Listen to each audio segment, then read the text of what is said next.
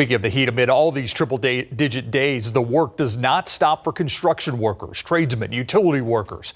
The San Antonio water system has about 40 crews out in the field during the day shift, often at sites in direct sunlight.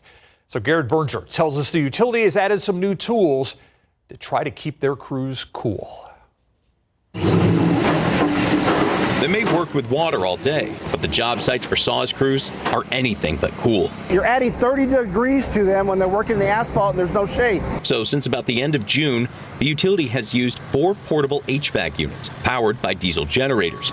It sets the units up where the work is expected to last a while, blowing cool air into a break area and down into the stifling trenches crews have to dig to get at the pipes. That brings down the temperatures a lot. From triple degree weather down to, it feels like 80s, 70s. It brings it down a lot, a big difference. SAWS says it's renting 4 of these units at $6K a month each, so $24K in all. But they say they're not blowing money. They've already paid for themselves. I mean, we had 4 heat-related incidents last year, recordable incidents.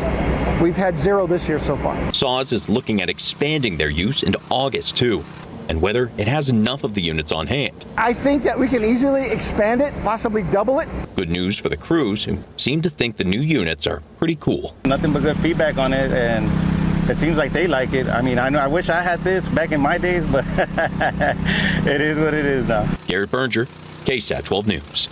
Keep up to date with all of San Antonio's top news, weather, and so much more by clicking the like and subscribe buttons below. And once again, thanks for watching KSAT.